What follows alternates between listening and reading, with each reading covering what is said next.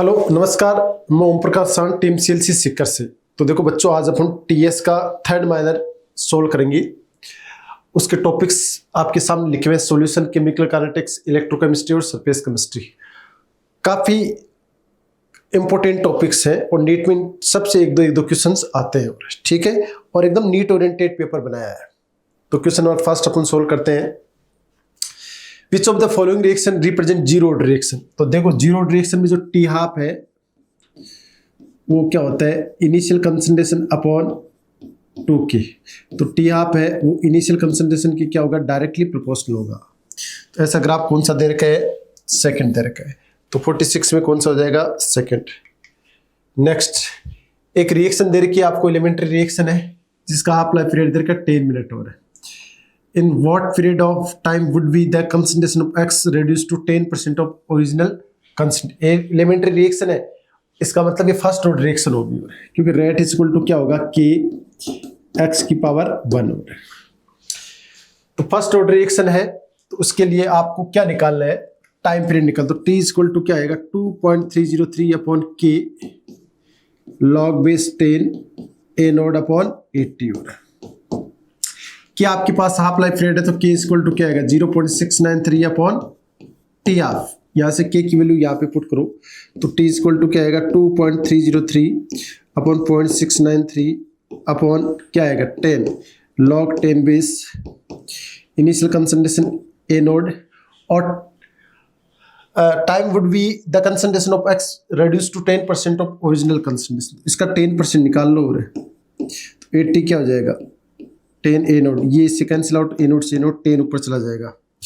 तो इसको इससे कैंसिल आउट करोगे तो 0.3 आएगा, 10 ऊपर चला जाएगा, तो 10 अपॉन 0.3। तो ये 33 मिनट के अराउंड आपके पास टाइम आ जाएगा। Second option is correct. Next question number 48, rate पूछी इसके अंदर। तो रेट में ये रिएक्टेंट है, वो प्रोडक्ट, रिएक्टेंट के आगे साइन नेगेटिव। तो ये देखो नेगेटिव इसके अंदर आ रहा है, ये हो नहीं सकता। ये प्रोडक्ट है, तो रेट ऑफ अपीयरेंस क्या होगी, पॉजिटिव। तो ये पॉजिटिव आ रहा है। 1/2 कोफिशिएंट से क्या करते हैं, डिवाइड करते हैं, तो फोर्थ ऑप्शन आ जाएगा। Question number 49, the rate constant of reaction. Rate constant के दे रखा आपको, if the concentration of A is 5m, the concentration of B after 20 minute. ये 5m दे रखी है, ये 0 दे रखी है, T बराबर 0 टाइम पे, T बराबर 20 टाइम पे क्या हो जाएगी, 20 मिनट पे 5 माइनस का x, ये क्या हो जाएगी x। जीरो रिएक्शन है, x इक्वल टू क्या हो जाएगा, k इंटू टी। k की वैल्यू आपको कितनी देर की, 0.6 इंटू 10 की पावर माइनस का 3 m पर सेकेंड। टाइम कितना देर का, 20 मिनट। 20 मिनट को आप 60 सेकेंड में कन्वर्ट कर लो, ठीक है। तो ये आपके पास आ जाएगा 0.72 m। Third option is correct. Next question number 50, ratio of T7/8 और T half of zero direction. तो T7/8 तो क्या होगा, जीरो डायरेक्शन में 7/8 A अपॉन K, और T हाफ क्या होगा, A अपॉन 2K। तो ये कैंसिल आउट हो जाएगा, A/K से A/K, ये कितना जाएगा 4 टाइम्स, तो 7/4 आ जाएगा। तो second option is correct. Next question number 51, the following reaction is first order with respect to A and first order with respect to B। तो रेट इक्वल टू क्या आ जाएगा, रेट इक्वल टू रेट लो दे रखा है K A की power 1 और B की पावर भी 1 दे रखा है। अब देखो इसमें A की कितने मोलिक्यूल्स है, 3, B के मोलिक्यूल्स भी 3। तो आपसे पूछा क्या, relative rate of reaction in vessel first and second of equal volume. Volume equal दे रखा है, लेकिन इसके मोल N ने कितने हैं, 3। वॉल्यूम अपन 1 लीटर मान लेते हैं, NB भी कितना है, 3/1। यहाँ पे सेकंड में Na कितना है, 1 2 3 4 5 6, तो 6/1। NB क्या है, 3/1। तो रेट निकाल लो आप, रेट फर्स्ट कंटेनर में, रेट सेकंड कंटेनर में। केस से तो कैंसिल आउट हो जाएगा, 3 और 3 आएगा यहाँ पे, और इस 3 और 6 आएगा, ये से कैंसिल आउट आएगा, क्या आएगा, 1:2 आ जाएगा। Second option is correct. Next question, ये आपको एक ग्राफ दे रखा है पोटेंशियल एनर्जी। तो आपको कौन सा डेल्टा H और potential energy of activated complex, ये एक्टिवेटेड कॉम्प्लेक्स एकदम टॉप पे बनता है, एक्टिवेटेड कॉम्प्लेक्स। तो ये एनर्जी आपके पास कितनी होगी, 150 होगी। और डेल्टा एच आपके पास 25 हो गया। और डेल्टा एच कैसे निकालोगे, डिफरेंस निकालो, 125 माइनस का 100, तो आपके पास कितना आएगा 25। एक्सोथर्मिक रिएक्शन है तो प्लस का 25 और 150 हो रहा है।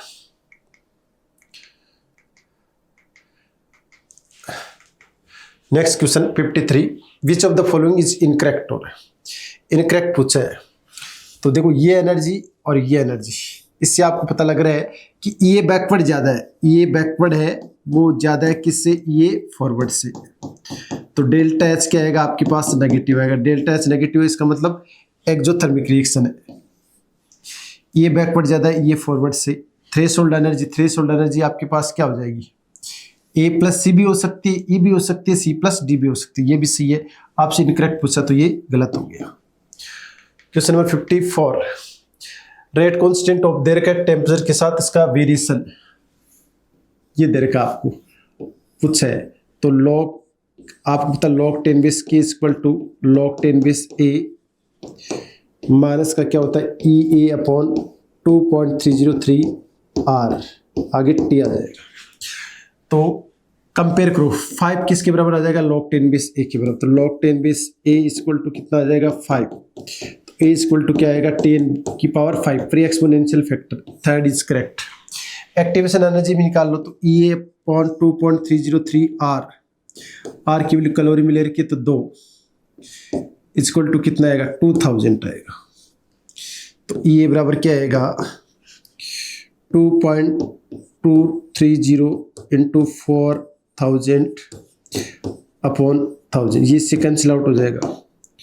तो ये आएगा 9.2 के अराउंड किलो कैलोरी। 9.2 किसी में नहीं है, इसका मतलब थर्ड ऑप्शन इज करेक्ट। 55 हो रहा है, कॉलम फर्स्ट कॉलम सेकंड के साथ मैच करना। जीरो रिएक्शन है, जीरो रिएक्शन है तो टी 100% इसका ये होता है, बिल्कुल सही बात है। फर्स्ट ऑर्डर रिएक्शन में क्या होगा, एट इक्वल टू एनओडी की पावर माइनस के टी होता है। सेकंड ऑर्डर रिएक्शन में क्या होता है, टी ऑफ इनिशियल कंसंट्रेशन की इन्वर्सली प्रोपोर्शनल होगा। और ये सूडो फर्स्ट ऑर्डर रिएक्शन में रिएक्टेंट कितने पार्टिसिपेट करते हैं, 2 करते हैं। तो ए में सेकंड और बी में फोर्थ, ए में सेकंड बी में fourth, second option is correct. Next question number 56 हो रहा है। अब देखो इसके अंदर आपको क्या पूछा है, कौन सा करेक्ट है। और आपको 4 चीजें दे रखी है, 3 ही चीजें दे रखी है। Rate constant of reaction, rate लो दे रखा है, rate of reaction increase 4 times doubling the concentration of both the reactant. तो पहले मैं इसका रेट लो डिफाइन कर लेता हूँ। देखो बी की कंसंट्रेशन कांस्टेंट है, ए की कंसंट्रेशन को डबल की है तो रेट भी क्या होगी, डबल होगी। ए की कंसंट्रेशन को डबल करने पर रेट डबल हो जाती है, इसका मतलब ए के रिस्पेक्ट में ऑर्डर कितना है 1 है। रेट इक्वल टू के। अब ये कंसंट्रेशन कांस्टेंट है, बी की कंसंट्रेशन को डबल किया तो रेट भी क्या हो गया, डबल हो गया। इसका मतलब बी के रिस्पेक्ट में भी क्या है, ऑर्डर 1 है। इसका मतलब रेट लो तो इसका बिल्कुल सही है। अब बोला कि rate of reaction increase 4 times, दोनों की कंसंट्रेशन को डबल कर दोगे तो रेट 4 टाइम्स इंक्रीज हो जाएगी, ये भी बिल्कुल सही है। Rate constant of the reaction 10 की power minus 4 litre mole inverse time inverse. तो रेट पुट कर देता हूं मैं कितने, 2 इंटू 10 की पावर माइनस का 4 इक्वल टू के। इन दोनों को आप मल्टीप्लाई करो तो 2 इंटू 10 की पावर माइनस का 4 आ जाएगा, ये सी कैंसिल आउट। तो के इक्वल टू क्या आ गया आपके पास 1 आ गया, जबकि रेट कांस्टेंट की वैल्यू ये दे रखी जो बिल्कुल क्या है, बिल्कुल गलत है। और तो बी और सही इसके अंदर क्या होंगे, करेक्ट होंगे। तो थर्ड ऑप्शन। 57 देखो आप, in a solution of A in B as tetramerise, degree of association alpha दे रखा है 40%, वांट ऑफ फैक्टर पूछा है। तो आई इक्वल टू क्या होता है, जब एसोसिएट होता है तो 1/n-1 अल्फा दे रखा है 40%, n की वैल्यू कितनी होगी 4। तो आई इक्वल टू क्या हो जाएगा 1 + 1/4 माइनस का 1 इंटू 40% का क्या होगा 0.4। आई इक्वल टू क्या होगा 1 माइनस का 3/4 इंटू 0.4। तो यहाँ पे कितना आएगा 0.3, 1 माइनस 0.3 यानी कि 0.7 आ जाएगा। First option is correct. Next question number 58। An isotropic solution of two liquid has a boiling point lower than the boiling point of two solution। Isotropic mixture क्या होता है?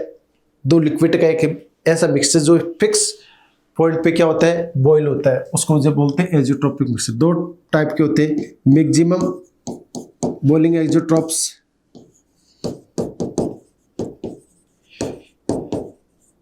और दूसरा होता है मिनिमम बॉइलिंग एजोट्रोप्स। ठीक है ना। तो इसके अंदर मैक्सिमम में कौन से आएंगे, जैसे एग्जांपल HCl प्लस H2।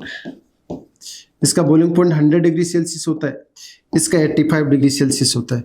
लेकिन इससे जो एजोट्रोपिक मिक्सचर बनेगा तो उस मिक्सचर का बॉइलिंग पॉइंट क्या होगा, 108 डिग्री सेल्सियस। तो इसको बोलेंगे मैक्सिमम बॉइलिंग एजोट्रोप्स। तो ये किसके एग्जाम्पल है, नेगेटिव डिविजन के एग्जाम्पल। ठीक है। और अगर बॉइलिंग पॉइंट दोनों कंपोनेंट से कम हो रहा है, यानी ए और बी दो कंपोनेंट है, इसका 50 है, इसका 60 है, लेकिन जो मिक्सर बनेगा उसका बॉइलिंग पॉइंट क्या हो रहा है, 40 डिग्री सेल्सियस है। तो मिनिमम बॉइलिंग एजोट्रोप्स क्या होता है कि मिक्सर का बॉइलिंग पॉइंट दोनों कंपोनेंट से क्या हो रहा है, कम हो रहा है। तो ये पॉजिटिव डेविएशन वाले शो करेंगे, ये नेगेटिव डेविएशन। तो कौन सा ऑप्शन आएगा, सेकंड ऑप्शन। 59। आपको 4 कंसंट्रेशन दे रखी है, आपसे पूछा है which pair among the these solution is isotonic. Isotonics का मतलब π1 इक्वल टू π2। सबके π1 π2 निकाल लो। तो इसका क्या आएगा, पाई इक्वल टू क्या होता है, π1 इक्वल टू 0.1। ग्लूकोज के लिए वॉन्ट ऑफ फैक्टर आई की वैल्यू 1 इंटू RT। π2 क्या होगा, इसका देखो 0.05 into 2, want of factor I की वैल्यू 2 इंटू RT है। तो ये भी क्या हो गया, 0.1 हो गया। नहीं, ये और ये दोनों क्या है, आइसोटोनिक सॉल्यूशन है। जबकि इसका अपन चेक करें तो 0.05 into want of factor I की 3 इंटू RT, इसका 0.1 इंटू 4 इंटू RT, दोनों मैच नहीं कर रहे हैं। इसका मतलब ए और बी क्या है, आइसोटोनिक सॉल्यूशन। तो 59 में फर्स्ट ऑप्शन है। 60। When NaCl is added to water, a difference in freezing point is observed। बिल्कुल से बात है, नॉन वोलेटाइल सोल्यूट अगर प्योर सोल्यूट मिलाओगे तो सॉल्यूशन का फ्रीजिंग पॉइंट क्या हो जाता है, डिक्रीज हो जाता है। बिल्कुल सही बात है। The lowering of vapour pressure of A solution cause difference in the freezing point. बिल्कुल जो रीजन है वो असेसन का कंप्लीट क्या कर रहा है, एक्सप्लेनेशन कर रहा है। तो 60 में फर्स्ट हो रहा है। 61। आपको देर का P0A1 रेशियो 2 रेशियो दे रखा है इनका आपको, और मोल फ्रैक्शन दे रखी है। तो वेपर फेज में मोल फ्रैक्शन पूछिए आपसे। तो पहले टोटल प्रेशर निकालो, P टोटल equal to P0A into x से कितना आएगा 1/3, P0B 2 इंटू 1/2/3 हो रहा है। तो यह आ जाएगा 1/3 प्लस 4/3, यानी आपके पास आ जाएगा 5/3 आ जाएगा। अच्छा, ये तो थोड़ा सा आपने गड़बड़ कर दिया, इसको दोबारा करते। P टोटल इक्वल टू P0A, एक दे रखा है, मोल फ्रैक्शन भी कितनी दे रखी है इसकी, एक डायरेक्ट मोल फ्रैक्शन दे रखी है, हमने सोचा ये मोल दे रखे। P0B 2 इंटू मोल फ्रैक्शन भी 2, तो ये कितना आ जाएगा 5 आ जाएगा आपके पास P टोटल। और वेपर फेज के अंदर मोल फ्रैक्शन निकालने, PYA इक्वल टू क्या होता है, P0A XA upon P total. Y क्या है, YA क्या है, मोल फ्रैक्शन है वेपर फेज के अंदर, XA मोल फ्रैक्शन है किसमें, लिक्विड फेज में। P0A आपको दे रखा है 1, तो यहाँ पे 1 पुट कर दिया। XA भी कितना है 1, नीचे कितना आएगा 5, 1 क्या आएगा 5, तो 0.20 आ जाएगा। Third option is correct. 62। Boiling point of 0.2 m aqueous solution of glucose. Glucose के लिए वॉन्ट ऑफ फैक्टर आई की वैल्यू कितनी होती है, 1 होती है। तो पहले अपन 11 से बॉइलिंग पॉइंट पढ़ते हैं, आई इंटू KB इंटू मोलिलिटी। आई की वैल्यू कितनी है 1, KB कितना है 0.52 इंटू 0.2 है, तो 0.104 डिग्री सेल्सियस आ जाएगा। ये तो 11 से बॉइलिंग पॉइंट आए। तो सॉल्यूशन का बॉइलिंग पॉइंट क्या होगा, TB equal to TB minus का T0B प्योर वाटर के लिए कितना होगा 100 डिग्री सेल्सियस, तो टीबी कितना हो जाएगा, डेल्टा टीबी आपने निकाल लिया 0.104 प्लस 100, तो ये आ जाएगा 100.104 डिग्री सेल्सियस। इसका मतलब फोर्थ ऑप्शन इज करेक्ट। 63 और 4 लिक्विड दे रखे, उनका बॉइलिंग पॉइंट दे रखा है। The liquid having higher vapour pressure at 70 degree Celsius, तो वेपर प्रेशर और बॉइलिंग पॉइंट है वो एक दूसरे के क्या है, इनवर्सली प्रोपोर्शनल है। जिसका वेपर प्रेशर ज्यादा होगा उसका बॉइलिंग पॉइंट है कम होगा, हाईएस्ट वेपर प्रेशर जिसका बॉइलिंग पॉइंट कम है, तो लिक्विड है ये आ जाएगा। If the molarity of dilute solution is triple then the value of molar depression constant, यानी कि डेल्टा टीएफ इक्वल टू क्या होता है i into K F into molarity. और मोलरिटी को ट्रिपल कर दो, कुछ भी कर दो, के एफ पे कोई इफेक्ट नहीं आएगा। मोलरिटी को डबल करोगे तो डेल्टा टीएफ क्या हो जाएगा, डबल हो जाएगा। ट्रिपल कर रहे हो तो मोलरिटी को डेल्टा टीएफ क्या हो जाएगा, ट्रिपल हो जाएगा। लेकिन के एफ किस पे डिपेंड करता है, नेचर ऑफ सॉल्यूट पे डिपेंड करता है, ठीक है, नेचर ऑफ सॉल्यूट पे डिपेंड नहीं करता है। अगला,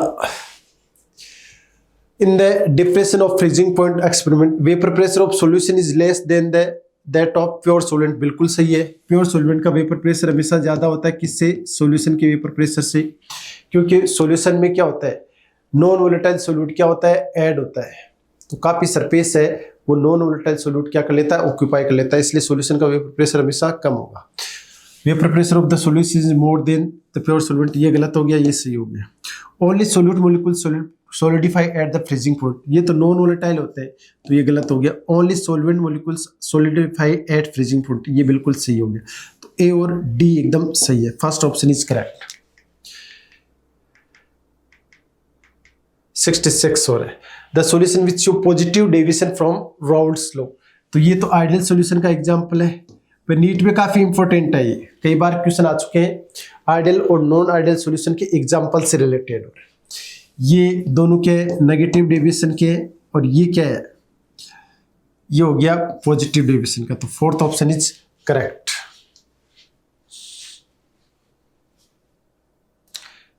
क्वेश्चन नंबर 67,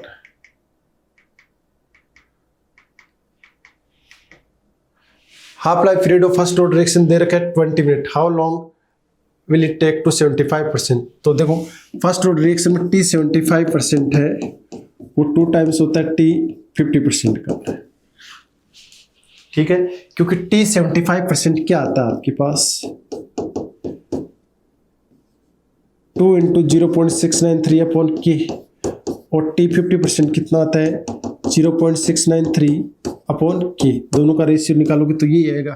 तो टी 50 कितना दे रखा 20, तो 2 इंटू 20 कितना हो गया 40 मिनट हो गया। Third option is correct. 68 हो रहा है, आपको दे रखी है मैकेनिज्म, एक कॉम्प्लेक्स रिएक्शन है और ऑर्डर इसका निकालना है। तो सबसे पहले आप रेट लिखते हो किसको देख के, स्लो स्टेप को देख के, तो रेट इक्वल टू क्या आएगा कि ए की कंसंट्रेशन और B2 की कंसंट्रेशन, ये स्लो स्टेप को देख के रेट लिख लिया। अब आपको इंटरमीडिएट हटाना, इंटरमीडिएट क्या है इसमें, ए है, और तो वो किससे हटाओगे, के इक्विलिब्रियम से, तो के इक्विलिब्रियम इक्वल टू क्या होगा, ए इंटू ए का स्क्वायर अपॉन A2, तो ए इक्वल टू क्या हो जाएगा, रूट ऑफ के इक्विलिब्रियम A2 की कंसंट्रेशन हो जाएगा। तो ये आप यहाँ पे पुट करो तो आपके पास रेट क्या आएगा, रेट इक्वल टू के इक्विलिब्रियम, और ए की कंसंट्रेशन आ जाएगी रूट की पावर 1/2 और B2 की पावर 1, 1 + 1/2 आपके पास कितना आएगा 1.5 आ जाएगा। Third option is correct. 69 और क्या पूछ रखे हैं, आपको एक रिएक्शन दे रखी है, इसकी रेट ये दे रखी है, therefore the rate of -DO2 upon dt, तो ये तो क्या हो जाएगा, रेट इसकी लिखोगे तो माइनस का DO2 upon dt equal to ये आ जाएगा plus DNO2 upon dt divide by 2, coefficient से क्या कर देते हैं, डिवाइड कर देते हैं। इसकी वैल्यू आपको दे रखी कितनी 1/2, और इसकी वैल्यू दे रखी है 2 × 10 की पावर -4, 2 से 2 कैंसिल आउट हो गया तो 10 की पावर -4 आ जाएगा, तो first option is correct. 70 the stability of lyophilic colloids is due to which of the following, lyophilic colloids की सोलबिलिटी है वो किसकी वजह से होती है? क्योंकि लायोफिलिक कोलॉइड्स है वो सॉल्वेंट में इजीली क्या होते हैं, मिसिबल होते हैं, मिक्स हो जाते हैं, इजीली क्या होता है, डिजोल्व हो जाते हैं। लायोफिलिक का मतलब वाटर लविंग हो रहा है, this is the water loving. ठीक है, तो सोल्यूशन बाय डिस्पर्सन मीडियम, जिसकी वजह से क्या होता है, इनकी स्टेबिलिटी ज्यादा होती है। पेप्टाइजेशन क्या होता है? पेप्टाइजेशन होता है फ्रेशली प्रिसिपिटेट को कोलोइडल सॉल्यूशन में कन्वर्ट करना, इज नोन एज पेप्टाइजेशन। तो conversion of peptization precipitate into colloidal solution is known as peptization. तो सेकंड ऑप्शन इज करेक्ट।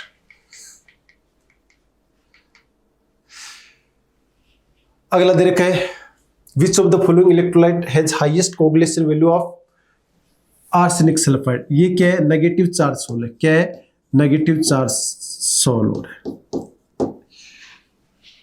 उसको कोगुलेट करने के लिए आप क्या करोगे, हाँ तो ये नेगेटिव चार्ज सोल है, तो इसको प्रिसिपिटेट करने के लिए आप क्या मिलाओगे, पॉजिटिव चार्ज इलेक्ट्रोलाइट मिलाओगे। तो इनकी कोगुलेटिंग पावर का ऑर्डर क्या हो जाएगा, इस पे +1 है, इस पे +3 चार्ज आएगा, इस पे +2 आएगा, इस पे +2 आएगा। तो कोगुलेशन पावर अगर बात करें तो सबसे ज्यादा किसकी होगी, +3 की। इन दोनों की क्या हो जाएगी, सेम। और सबसे कम किसकी आएगी, Na+1 की आएगी। कोगुलेशन पावर, अगर कोगुलेटिंग वैल्यू पूछे आपको, कोगुलेटिंग वैल्यू इनवर्सली प्रोपोर्शनल होती है कोगुलेटिंग पावर की ओर। जिसकी कोगुलेटिंग पावर सबसे कम होगी उसकी कोगुलेटिंग वैल्यू सबसे ज्यादा होगी। तो आपसे पूछे हाईएस्ट कोगुलेटिंग वैल्यू, तो वो किसकी होगी, Na+ की होगी। तो first option is correct. Next question,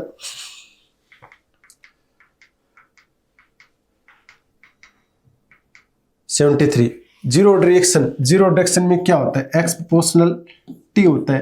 तो सेकंड ऑप्शन आ जाएगा। 74, नेगेटिव चार्ज आर्सेनिक सल्फाइड है। In the coagulation of negative charge arsenic sulphide solution the coagulating power decrease in the ratio. बिल्कुल सही बात है, जिस पे वैलेंसी ज्यादा होगी वो नेगेटिव को उतना ही ज्यादा क्या करेगा, कोगुलेट करेगा। तो चार्ज डिक्रीज हो रहा है तो कोगुलेटिंग पावर भी डिक्रीज हो रही है, बिल्कुल सही बात है। Greater the valency of coagulating ion की जितनी ज्यादा वैलेंसी होगी greater it is power of coagulation. तो ये भी सही है, यानी रीजन है वो एक्सेशन का कंप्लीट एक्सप्लेनेशन कर रहा है। तो first option is correct. Next 75, resistance of 0.1 m KCl solution is conductance cell is 200 m और कंडक्टिविटी ये दे रखी है। तो सेल कांस्टेंट पूछा है, तो L इक्वल टू क्या होता है, K/R। क्या आपको कितना दे रखा है, 0.015, R की वैल्यू कितनी दे रखी है, 200 और तो ये आएगी आपके पास 3.0। Third option is correct. Question number 76, which of the following statement is correct, E cell and delta G of the cell both are extensive property. E cell है वो है इंटेंसिव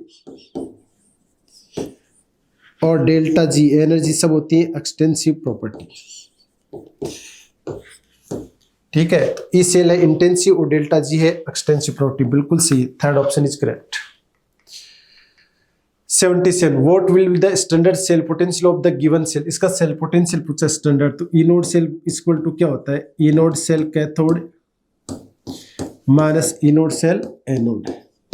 कैथोड कौन होता है, सोल्ड ब्रिज की ये, और इसका रिडक्शन पोटेंशियल है अपने यहाँ पे पुट करते हैं। इसका रिडक्शन पोटेंशियल दे रखा है 0.80 माइनस ऑफ एनोड ये होता है। इसका रिडक्शन पोटेंशियल नहीं दे रखा है, बिल्कुल इसका रिडक्शन पोटेंशियल दे रखा है, तो माइनस का 0.76, दोनों का रिडक्शन पोटेंशियल दे रखा है, तो ये 1.56 आ जाएगा। Third option is correct.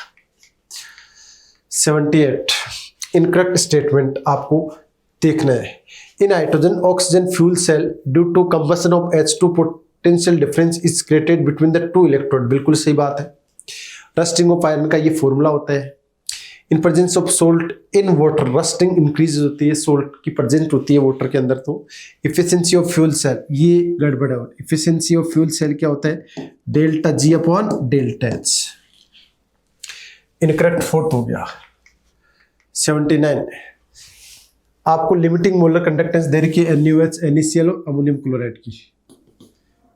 Ammonium chloride की पूछे तो इसकी क्या होगी, lambda m NH4 plus lambda m OH minus, इनको जोड़ दो तो ये कहाँ से आएगा, NH4 प्लस, तो इससे आएगा तो ये तो हो गया 100 प्लस आपको एक OH माइनस आयन ऐड करना है प्लस OH माइनस आयन, इससे आएगा तो ये हो गया 210, बाकी माइनस कर दो 110 हो रहा है। तो ये अप्रोक्सीमेटली कितनी आ जाएगी आपके पास, 310 माइनस का 110, तो 200 के अराउंड आ जाएगी। Third option is correct. Question number 80, if 1 Faraday charge is passed through molten MgCl2 and 2 Faraday charge is passed through the molten Al cell, the ratio of mole of Mg and Al, यानी आपसे क्या पूछा है, मोल का ratio पूछा है, Faraday का second law लागू होता है। तो उसमें ग्राम इक्विवेलेंट क्या होता है, दोनों में सेम होता है, ग्राम इक्विवेलेंट ऑफ Mg और gram equivalent of Al। Same charge pass किया, सेम चार्ज तो नहीं किया, इसमें 1 फैराडे चार्ज पास किया है और इसमें 2 फैराडे चार्ज पास किया, तो इनकी चार्ज का रेशियो आ गया आपके पास Mg+2 और Al+3। चार्ज कितना आ गया इनके पास, 1:2, और जो चार्ज का रेशियो होता है वही ग्राम इक्विवेलेंट का रेशियो होता है, तो ग्राम इक्विवेलेंट आपके पास क्या आ गई, 1:2 होगी। तो मोल का रेशियो क्या आएगा, mole into n factor, n factor से डिवाइड कर दो 1/2 और 2/3। इसको सिंपलेस्ट कैसे लिखोगे, और 6 से मल्टीप्लाई कर दो तो ये आएगा 3, ये आएगा 4, 3:4 आ जाएगा। First option is correct. Question number 82, आपको देखो SRP वैल्यू दे रखी है जिंक, निकल और आयरन की, और ये रिएक्शन बोल कि स्पॉन्टेनियस कब होगी, तो स्पॉन्टेनियस के लिए क्या होगा, ई सेल पॉजिटिव होना चाहिए। ई सेल पॉजिटिव कब होता है, E cell positive equal to E naught reduction potential cathode minus E naught reduction potential किसका होगा, एनोड का। ठीक है, तो यहाँ पे हमेशा मिनिमम वैल्यू पुट करनी है आपको, नेगेटिव में मिनिमम और यहाँ पे नेगेटिव में मैक्सिमम पुट करनी है, तो अपने आप ये क्या आ जाएगा, पॉजिटिव आ जाएगा, क्योंकि तीनों की वैल्यू क्या है, नेगेटिव है। तो यहाँ पे देखो ये आपके पास किसकी आ गई, जिंक की, ये आपके पास आ गई निकल की, ये आपके पास हो गई आयरन की। तो मिनिमम नेगेटिव कौन सा है, माइनस का 0.23 minus of maximum negative minus का 0.76, इसकी वैल्यू पॉजिटिव आएगी। इसका मतलब यही क्या होगा, स्पॉन्टेनियस हो गया। तो एक्स तो जिंक हो गया, वाई निकल हो गया। Fourth option. 82, 3 मोल इलेक्ट्रॉन दे रखे हैं और ये किस में करेक्ट है, सीरीज में, और मोलर रेशियो पूछा है। तो सेम फैराडे में चार्ज पास किया 3 फैराडे, तो AgNO3 यानी Ag प्लस आयन आ जाएगा, Cu+2 आ जाएगा और Au+3 आ जाएगा। चार्ज सब में सेम पास किया हो रहा है, यहाँ भी 3, यहाँ भी 3, यहाँ भी 3, तो ग्राम इक्विवेलेंट का रेशियो भी यही आएगा। इन सिंपलेस्ट रेशियो क्या आ जाएगा, 1, 1, 1। तो मोल का क्या आ जाएगा, एन फैक्टर से डिवाइड कर दो, 1/1, 1/2 और 1/3। सिंपलेस्ट रेशियो क्या करोगे, 6 से मल्टीप्लाई कर दो तो 6:3:2 आ जाएगा। 83, देखो कॉलम फर्स्ट दे रखा है, कॉलम सेकंड दे रखा है, आपसे पूछ रखा है मैथ द कॉलम। तो देखो कोलराउस लॉ है, मोलर कंडक्टेंस है, इसका फॉर्मूला देखो, डिग्री ऑफ आयोनाइजेशन तो ये हो जाएगा, मोलर कंडक्टेंस का फॉर्मूला ये हो जाएगा, और कप्पा ये हो गया L/A × 1/R, बचा ये हो जाएगा। तो A में R आएगा, A में R, B में S, A में R, B में S, A में R, B में S। Third option is correct. Next question number 84, आपसे पूछ रखा है degree of dissociation, L = lambda m C concentration पे मोलर कंडक्टेंस, और इनफाइनाइट पे आपको कितनी देर की है निकालनी पड़ेगी। इस कंसंट्रेशन पे दे रखी है 40, इन दोनों को ऐड कर दो तो 400, तो कितना आएगा 1/10 यानी कि 0.1, यानी कि क्या होगा 100 से मल्टीप्लाई कर दोगे तो 10% आ जाएगी। ठीक है, नेक्स्ट क्वेश्चन आपसे पूछा विच of the following statement is correct. Equivalent conductance के बारे में बताना है। Both strong and weak electrolyte decrease with dilution.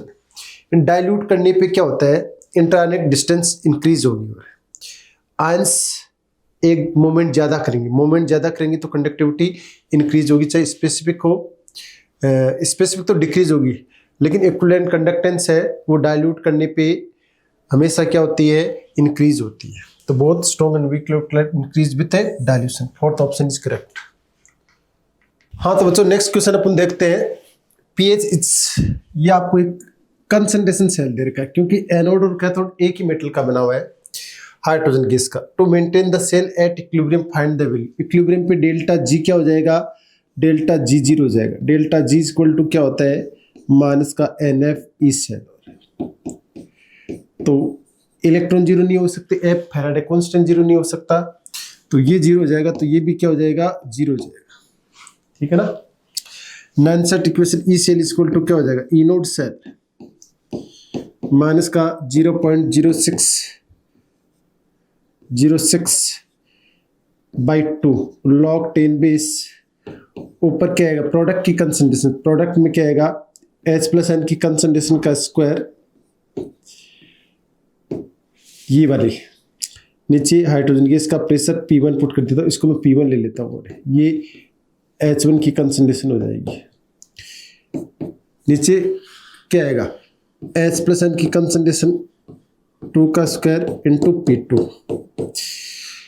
ये वैल्यू क्या हो जाएगी 0। हाइड्रोजन के लिए इनोड सेल भी क्या हो गया 0, ये पूरी वैल्यू क्या हो जाएगी 0 इक्वल टू क्या होगा log 10 बेस। ऊपर क्या लिख सकते, ये H+N की कंसंट्रेशन कितनी पुट करोगे 10 की पावर -4, pH 4 है तो H+N की कंसंट्रेशन 10 की पावर -4 का स्क्वायर इंटू P2 कितना है 0.1। नीचे क्या आएगा आपके पास, नीचे आएगा P1 जो एक एटम दे रखा है H+N की कंसंट्रेशन का स्क्वायर। ठीक है, एंटी लॉग लो तो 10 की पावर 0 कितना आएगा 1 इक्वल टू क्या आएगा 10 की पावर माइनस का 9 आ गया। इसको सोल्व करेंगे तो 10 की power -8 into 0.1 equal to H+N की कंसंट्रेशन का स्क्वायर। इसको क्रॉस मल्टीप्लाई करो तो H+N की कंसंट्रेशन का स्क्वायर इक्वल टू 10 की पावर माइनस का 9। तो स्क्वायर को उठाओगे तो 10 की पावर माइनस का 4.5 आ जाएगा। तो pH कितनी आ जाएगी, pH आ जाएगी आपके पास 4.54। तो third option is correct. Next question, EMF of diagram दे रखे है और आपसे पूछे FeO4 -2 से Fe+2। यहाँ +3 ऑक्सीडेशन स्टेट है, तो यहाँ पे कितना है +6 है सॉरी, तो ये 4 इलेक्ट्रॉन क्या करेगा गेन करेगा। तो इसका आपको क्या करना है, रिडक्शन पोटेंशियल कैलकुलेट करना है। FeO4 -2 ये +6 है, 4 इलेक्ट्रॉन गेन करेगा तो ये Fe+2। इसका आपको क्या कैलकुलेट करना है, डेल्टा G नोड 1, ये हो जाएगा माइनस का NF E naught cell calculate करना है। तो delta G1 equal to minus N transfer electron कितने 4 माइनस का 4F इंटू ई नोड सेल। क्योंकि ई नोड सेल क्या है, इंटेंसिव प्रॉपर्टी, डायरेक्ट आप कैलकुलेट नहीं कर सकते। इससे ये आएगा, इससे ये आएगा, इन दोनों को ऐड कर देते हैं अपन। FeO4 -2 से 3 इलेक्ट्रॉन गेन करेगा तो Fe+3 में आएगा। तो इसका डेल्टा G नोट 2 क्या आएगा, ट्रांसफर इलेक्ट्रॉन कितने माइनस का 3F इंटू कितना आएगा 2.20।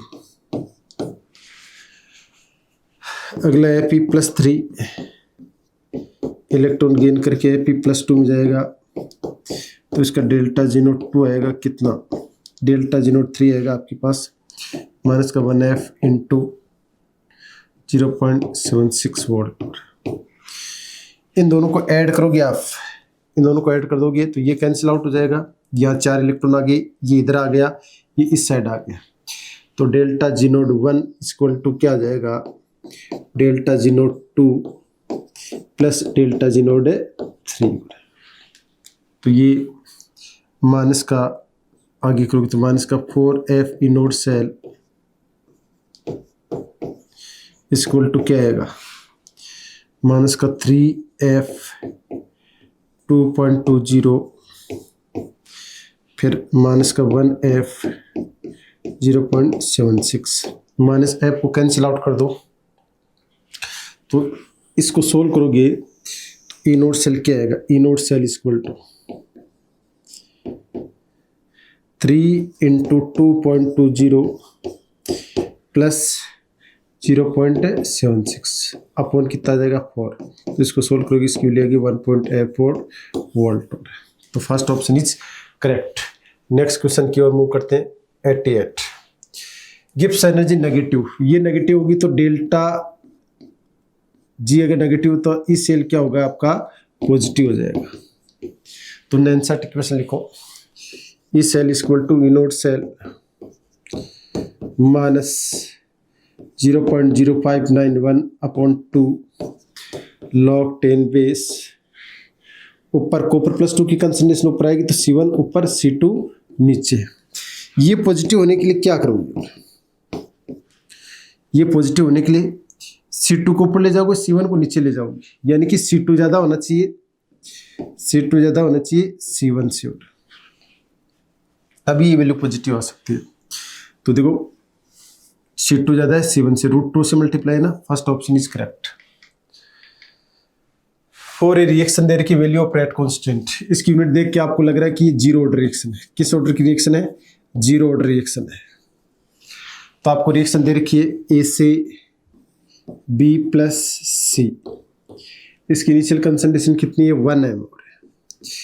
प्रोडक्ट की क्या होगी 0 0, टी बराबर 0 टाइम पे, टी बराबर 10 मिनट पे क्या होगी 1 माइनस का x, ये भी x और ये भी x। और जीरो रिएक्शन में x इक्वल टू क्या होता है KT होता है। तो x इक्वल टू k की वैल्यू कितनी है 10 की पावर माइनस का 3 m पर सेकेंड है। टी टाइम है 10 मिनट, उसको सेकंड में कन्वर्ट कर लो, सेकंड से सेकंड कैंसिल आउट। तो x की वैल्यू कितनी आएगी आपके पास, x की वैल्यू आएगी 0.6 m।